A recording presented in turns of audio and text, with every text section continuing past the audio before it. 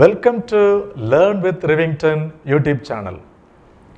இங்கிலீஷை லேர்ன் பண்ணுறதுக்கு கிராமர் ரொம்ப முக்கியம் அப்படிங்கிறதுனால எசென்ஷியல் இங்கிலீஷ் கிராமர் அப்படின்னு நம்ம சேனலில் கிராமருக்குன்னு தனியாக ஒரு சீரீஸே வச்சுருக்குறோம். நீங்கள் பார்க்கக்கூடிய வீடியோ இது முதல் வீடியோவாக இருந்தது அப்படின்னு சொன்னால் இந்த எசென்ஷியல் இங்கிலீஷ் கிராமர் அப்படிங்கிற அந்த சீரீஸ் லெவலில் ப்ரீவியஸ் வீடியோஸ்லாம் நீங்கள் பார்த்துட்டு இந்த வீடியோ பார்த்தீங்கன்னா உங்களுக்கு ரொம்ப தெளிவாக புரியும். இப்போ இந்த வீடியோவில் ஃப்யூச்சர் கண்டினியூஸ் டென்ஸ் பார்க்க போகிறோம். ஏற்கனவே simple present, simple past, simple future, present continuous, past continuous அப்படின்னு பார்த்துருக்குறோம். இந்த வீடியோவில் ஃப்யூச்சர் கண்டினியூஸ் பார்க்க போகிறோம். ஃப்யூச்சர் கண்டினியூஸ்னு சொல்லலாம் அல்லது ஃப்யூச்சர் ப்ரொக்ரெசிவ் டென்ஸ்னு சொல்லலாம். இந்த ஃப்யூச்சர் கண்டினியூஸ் டென்ஸினுடைய ஸ்ட்ரக்சர் என்ன, இந்த ஃப்யூச்சர் கண்டினியூஸ் டென்ஸை எப்போல்லாம் எந்தெந்த சிச்சுவேஷனில் பயன்படுத்தலாம் அப்படின்னு பார்க்க போகிறோம். ஏற்கனவே சிம்பிள் ஃப்யூச்சர் நடத்தும் போது நம்ம என்ன சொல்லியிருந்தோம் அப்படின்னு சொன்னால், ஃப்யூச்சர்னு சொன்ன உடனே நமக்கு அனிச்ச செயல் மாதிரி ஷால் வில் நம்ம மனசில் வந்துடணும், டக்குன்னு நம்ம மைண்டுக்கு வந்துடும். ஷால் வில், ஃப்யூச்சர் டென்ஸ்னு சொன்ன உடனே ஷால் வில் வந்துடணும். ஆனால் இது ஃப்யூச்சர் டென்ஸ் கிடையாது, ஃப்யூச்சர் கண்டினியூஸ் டென்ஸ். அப்போ ஷால் வில் இருக்கணும், கண்டினியூஸ்னு சொன்ன உடனே ஞாபகத்துக்கு வரணும் ING form of the verb வரணும். அப்போ ஷால் வில்னு வரணும், ஐஎன்ஜி ஃபார்ம் ஆஃப் தி வேர்பும் வரணும். இப்போ நம்ம பார்ப்போம்.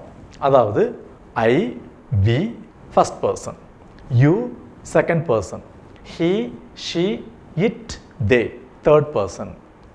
இப்போ ஏற்கனவே சிம்பிள் ஃப்யூச்சர் டென்ஸ் நம்ம என்ன சொல்லியிருந்தோம் அப்படின்னா, ஐக்கும் விக்கும் ஷால் வரணும்னு சொல்லியிருந்தோம். அதே போல் இந்த ஃப்யூச்சர் கண்டினியூஸ் டென்ஸ்லையும் பாருங்கள், ஐக்கும் விக்கும் ஷால் தான் வரணும்.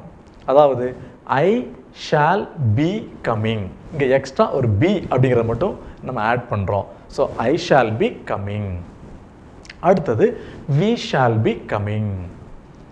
அடுத்தது second person you, you will be coming. அடுத்தது third person he will be coming.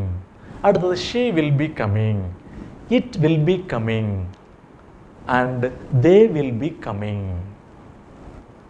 அப்போ I shall be coming, we shall be coming, you will be coming, he will be coming, she will be coming, it will be coming, they will be coming.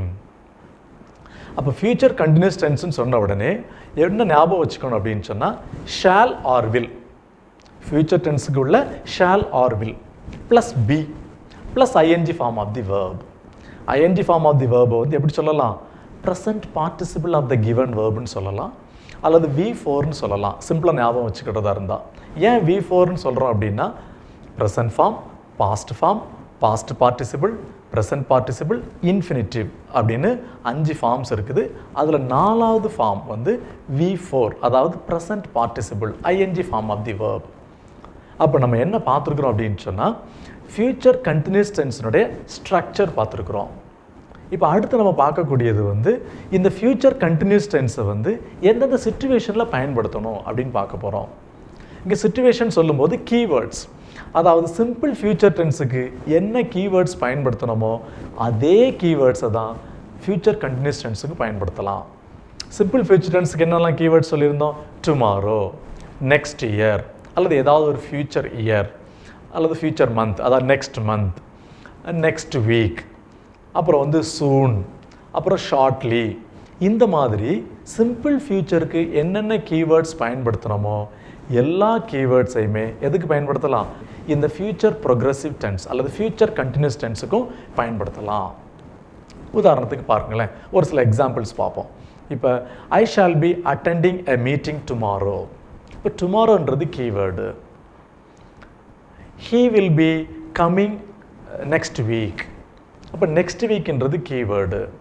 அப்போ இந்த மாதிரி simple ஃப்யூச்சருக்கு பயன்படுத்தின அதே keywords இருக்கக்கூடிய இடத்துல நம்ம என்ன செய்யலாம், ஃப்யூச்சர் கண்டினியூஸ் டென்ஸும் பயன்படுத்தலாம். அப்போ இந்த டென்ஸ் ஏற்கனவே சொல்லியிருந்தோம், நம்ம டென்ஸ் ரொம்ப ரொம்ப ஒரு முக்கியமான ஒரு ரோல் ப்ளே பண்ணோம், ஓரல் கம்யூனிகேஷன்லையும் சரி, ரிட்டன் கம்யூனிகேஷன்லையும் சரி.